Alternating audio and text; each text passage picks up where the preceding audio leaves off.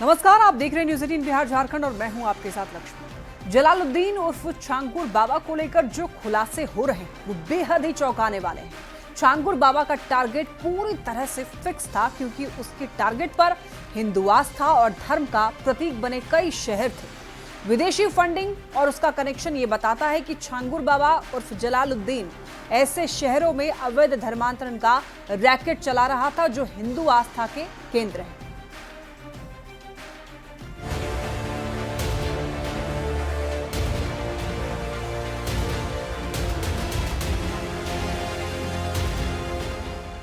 उत्तर प्रदेश के बलरामपुर में अवैध धर्मांतरण मामले में बहुत बड़ा खुलासा हुआ है।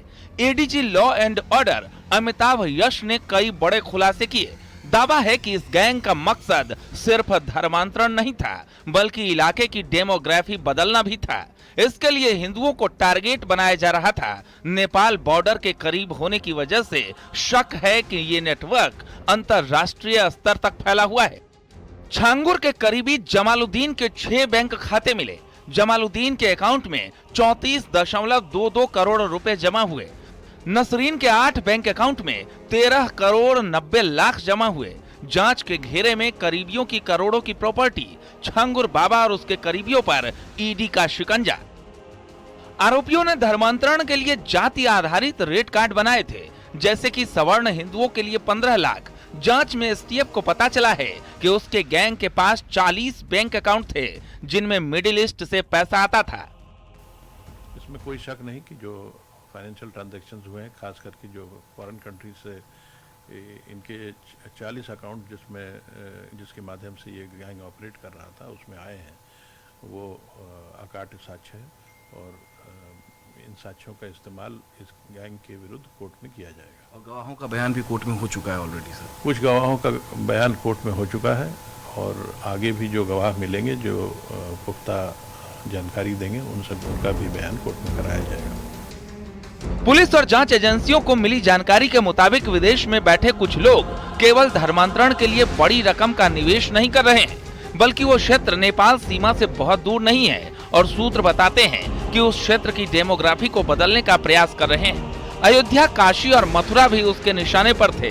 अवैध धर्मांतरण मामले में गिरफ्तार जलालुद्दीन उर्फ छांगुर बाबा और उसकी सहयोगी नसरीन से यूपी एटीएस की पूछताछ लगातार जारी है, जिसमें इस सिंडिकेट से जुड़े नए खुलासे सामने आ रहे हैं।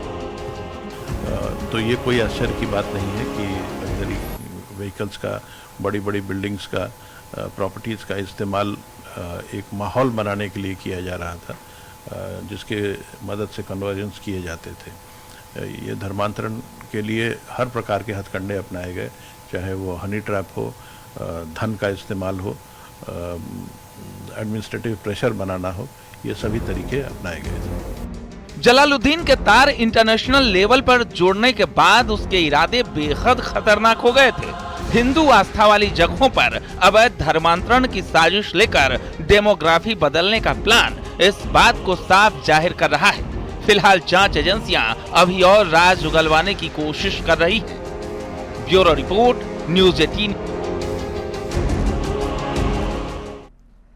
जलालुद्दीन उर्फ छांगुर बाबा को लेकर जांच एजेंसियों की पूछताछ में बड़ा खुलासा हुआ है। जलालुद्दीन उर्फ छांगुर बाबा हिंदू धार्मिक इलाकों में फंडिंग का टारगेट था। अवैध धर्मांतरण के लिए अयोध्या, काशी, मथुरा को सिंडिकेट ने टारगेट पर रखा था और इस गैंग का मकसद सिर्फ और सिर्फ धर्मांतरण नहीं था बल्कि इलाके की डेमोग्राफी बदलना भी था। देखिए report.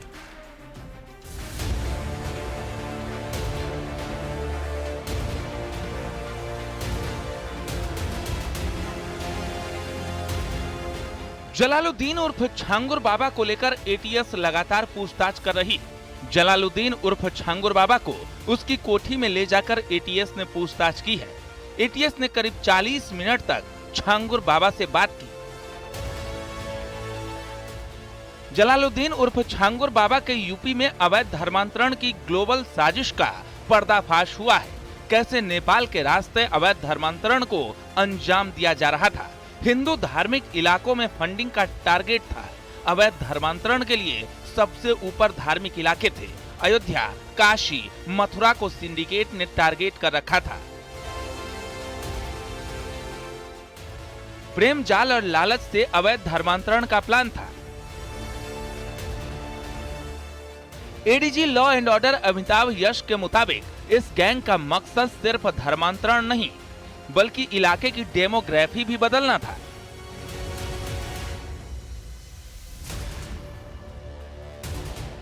Some person sitting abroad would not invest such huge amounts for conversion only. That area is not very far from the Nepal border, and we have learned from other sources that there have been attempts to change the demography of that area. Jalaluddin उर्फ छांगुर बाबा और उसकी सहयोगी नसरीन से UP ATS की पूछताछ लगातार जारी है। हवेली उसने खड़ा कर लिया। अब इसके अलावा लोग इसलिए भी शौक में थे कि जिस तरीके से लग्जरी गाड़ियों से लगातार लोग उसके पास आया करते थे। जिस तरह का इन्फ्लुएंस इस व्यक्ति ने क्रिएट कर लिया था और जिस प्रकार का धन इसके पास उपलब्ध था, तो ये कोई आश्चर्य की बात नहीं है कि लग्जरी व्हीकल्स का, बड़ी बड़ी बिल्डिंग्स का, प्रॉपर्टीज़ का इस्तेमाल एक माहौल बनाने के लिए किया जा रहा था, जिसके मदद से कन्वर्जन्स किए जाते थे। ये धर्मांतरण के लिए हर प्रकार के हथकंडे अपनाए गए, चाहे वो हनी ट्रैप हो, धन का इस्तेमाल हो, एडमिनिस्ट्रेटिव प्रेशर बनाना हो। ईडी और आईटी विभाग की टीम भी छांगुर बाबा और नीतू की कस्टडी लेना चाहती है ताकि और भी खुलासे हो सके। बाबा की 40 संस्थाओं के बैंक अकाउंट की डिटेल मांगी है। छांगुर बाबा की प्रॉपर्टी डिटेल मिलने पर प्रॉपर्टी अटैच होगी। Bureau report, news 18। Radhika Yadav murder case को लेकर सामने आ रही थ्योरी पर कई सवाल उठ रहे हैं, क्योंकि आरोपी पिता का कहना है कि उसने राधिका को 3 गोली मारी थी, लेकिन पोस्टमार्टम रिपोर्ट में राधिका की बॉडी से 3 नहीं बल्कि 4 गोलियां मिली। इसके साथ ही राधिका की मां के बयान में भी विरोधाभास नजर आ रहा है। पुलिस की टीम हालांकि जांच कर रही है।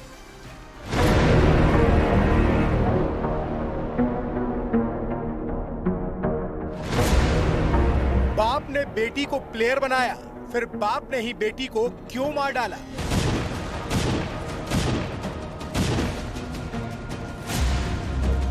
राधिका मर्डर केस की मिस्ट्री, क्या छिपा रहा राधिका का परिवार?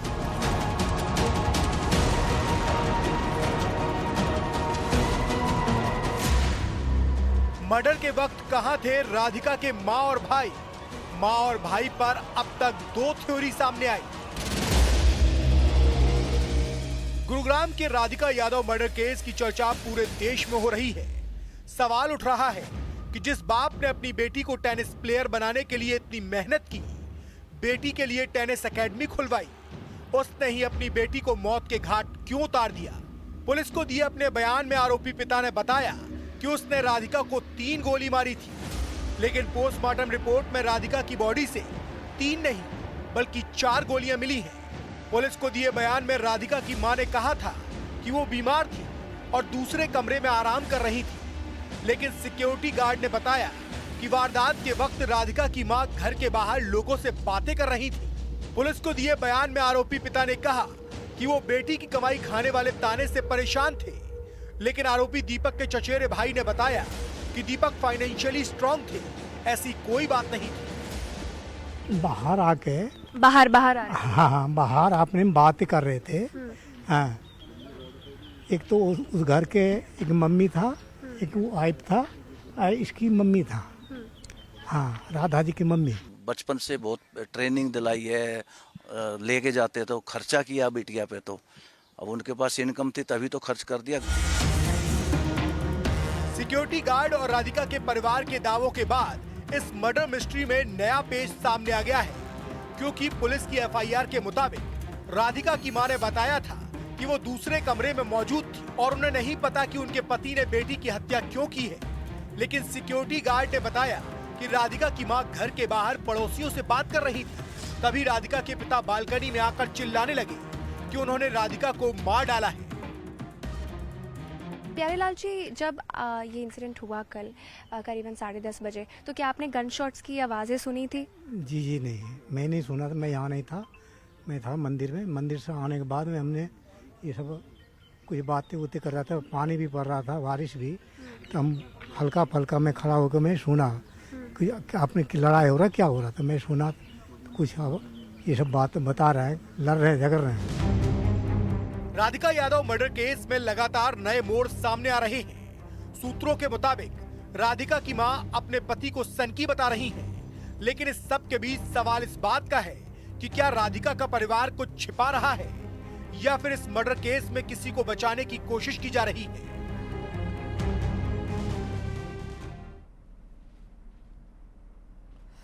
राधिका मर्डर केस को लेकर कई अनसुलझे सवाल हैं, जिनके जवाब जानने की कोशिश की जा रही है। उधर इनामुल का नाम सामने आने के बाद वायरल वीडियो की चर्चा भी हो रही है, जिसमें इनामुल और राधिका साथ दिख रहे हैं। हालांकि इनामुल ने भी इस मामले में सफाई दी है और इसी से जुड़ी हुई रिपोर्ट देखिए आप।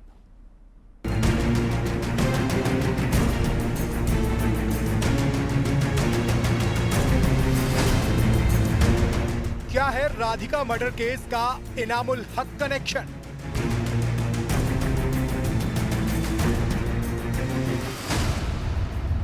राधिका यादव मर्डर केस पर क्या बोले इनामुल हक? हमने राधिका को लॉक कर दिया क्योंकि हम लोग इसके सही थे। कैसे हुई थी राधिका और इनामुल हक की मुलाकात? Gurugram police Radhika Yadav murder case की तफ्तीश में जुटी है, लेकिन राधिका के मर्डर के बाद सबसे ज्यादा चर्चा राधिका और इनामुल हक के वीडियो की हो रही है। वो वीडियो जिसमें राधिका और इनामुल हक एक साथ नजर आ रहे हैं। सवाल इस बात का है कि क्या राधिका यादव मर्डर केस का इनामुल हक से कोई कनेक्शन है? हालांकि इनामुल हक ने इस बात से साफ साफ इनकार कर दिया है। एक इंटरव्यू में इनामुल हक ने बताया, मैं पहली बार टेनिस प्रीमियर लीग में राधिका से मिला था। दोबारा एक वीडियो शूट में राधिका से मुलाकात हुई थी। वीडियो का शूट नोएडा में 1 से 1.5 साल पहले हुआ था। राधिका की मां सेट पर गार्जियन की तरह मौजूद रहती थी। हमारा रिश्ता प्रोफेशनल था। मैं उनके परिवार को नहीं जानता। राधिका अपना सोशल मीडिया अकाउंट डीएक्टिवेट करती रहती थी। मैं चाहता हूं कि इस मामले को हिंदू मुस्लिम एंगल ना दिया जाए। मैं पूरी तरह से पुलिस के साथ सहयोग करने के लिए तैयार हूं। तो वो चाहत थी, लेकिन मेरे म्यूजिक वीडियो के बाद उन्होंने कोई भी शूट नहीं किया या मैंने कोई रील देखी थी। 1-2 रील मैंने देखी थी जो उन्होंने कोई ब्रांड्स के साथ कोलैब भी किया था। कोई छोटा सा ऐड था, तो मतलब उनकी चाहत थी इसलिए वो यहाँ पर कर रहे थे।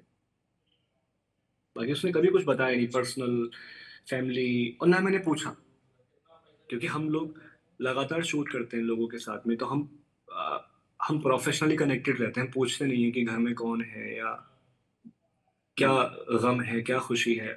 उससे एक्स्ट्रा कुछ भी नहीं है। बस मैं आपसे रिक्वेस्ट करता हूँ कि आप सबको बताएं कि इसको वो एंगल ना दें हिंदू मुस्लिम जिहादी, क्योंकि अगर हम बोले कि मैं मुस्लिम हूँ, राधिका हिंदू है, तो ऐसे तो मैंने और म्यूजिक वीडियो भी शूट करे हैं, मुस्लिम के साथ भी करे हैं, सुम्बुल तौकीर के साथ में, अलग अलग। तो आर्टिस्ट तो हम तो शूट करते हैं।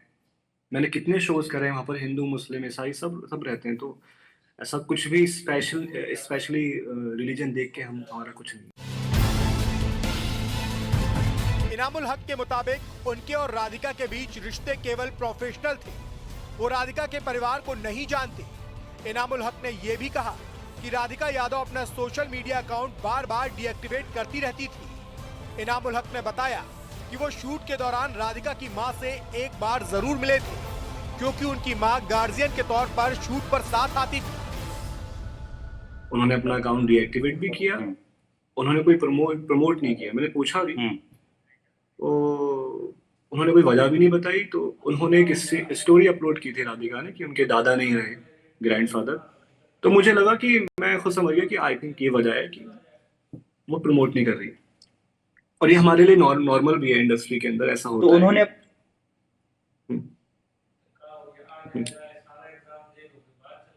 तो उन्होंने सोशल मीडिया अकाउंट करी थी आपको? नहीं। देखिए, ऐसी बहुत सारी गर्ल्स हैं और ऐसे मेरे बहुत सारे दोस्त हैं जो अपने अकाउंट को एक्टिवेट करते रहते हैं। और वो हमको कैसे पता चलता है कि हमको उनकी स्टोरीज नहीं दिखती, और जैसे ही वो अपना अकाउंट एक्टिवेट करते हैं उनकी स्टोरीज दिखती। तो मेरे साथ में मेरा गाना प्रमोट उन्होंने किया हुआ था, तो कभी कभी राधिका कोलैब में नहीं दिखती थी, कभी कभी कोलैब में दिखती थी। मैं अपना खुद का अकाउंट चेक करूँ तो उससे क्या है कि वो अपने अकाउंट को डीएक्टिवेट एक्टिवेट करती रही है 2-3 बार, और ऐसे मेरे बहुत दोस्त हैं जो डीएक्टिवेट एक्टिवेट करते हैं। आपने भी किया होगा, मैंने तो नहीं किया, बट नॉर्मली ऐसा है, तो उससे कोई लेना देना है नहीं है, पर जो मैंने देखा तो आपको बता रहा हूँ। शूटिंग सेट पे मदर से मुलाकात हुई थी? जी, आपने बताया जिस तरह से। मदर से मुलाकात हुई थी, लेकिन मदर को भी हम आंटी जी बोलेंगे ना, हमें उनका नाम नहीं पता। जस्ट मैंने उनको जी। तो उस वक्त वो चाहती थी कि हाँ उनकी बेटी जो है वो फिल्म म्यूजिक इंडस्ट्री में भी जाए, क्या प्रभाव आपको लगा? नहीं, या फिर कई बार ऐसा होता है कि फैमिली नहीं, मैं इसके बारे में कुछ भी ऐसा एक्स्ट्रा कुछ भी नहीं बोलूंगा, क्योंकि है ही नहीं। ना मैं ये बोलूंगा कि उनको मन नहीं था शूट कराने का।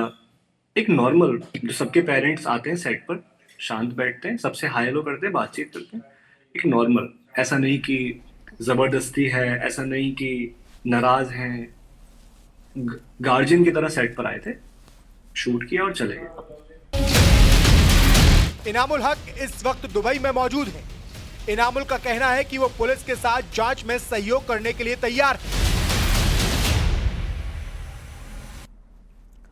अहमदाबाद प्लेन हादसे के 1 महीने बाद शुरुआती जांच रिपोर्ट आ गई है। एआईबी यानी कि एयरक्राफ्ट एक्सीडेंट इन्वेस्टिगेशन ब्यूरो ने 12 जुलाई को 15 पेज की रिपोर्ट सार्वजनिक की।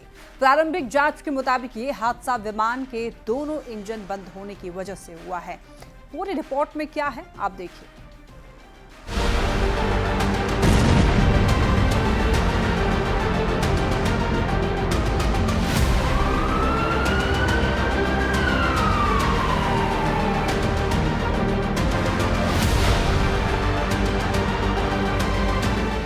12 जून की दोपहर अहमदाबाद से लंदन जा रही फ्लाइट AI-171 टेक ऑफ करती है।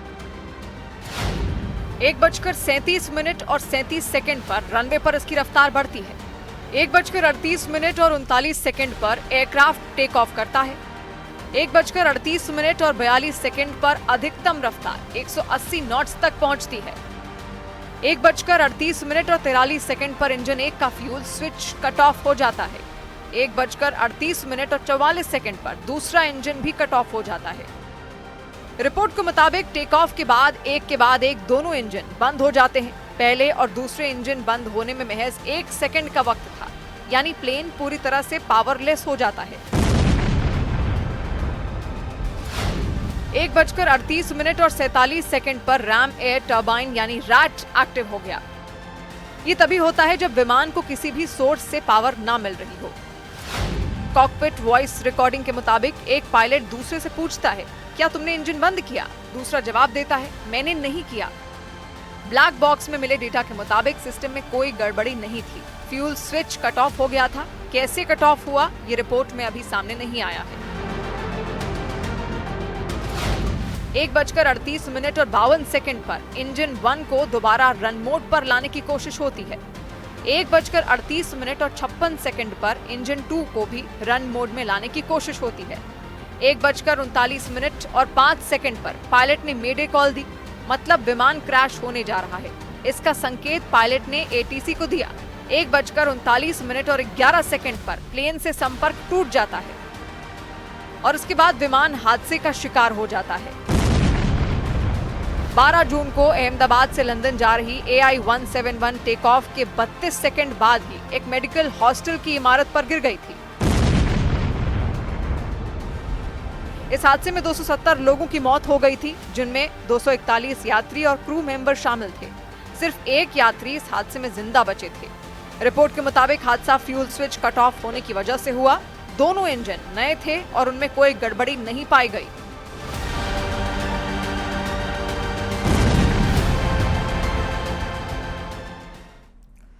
खबरें लगातार जारी है, आप देखते रहिए न्यूज़ 18 बिहार झारखंड।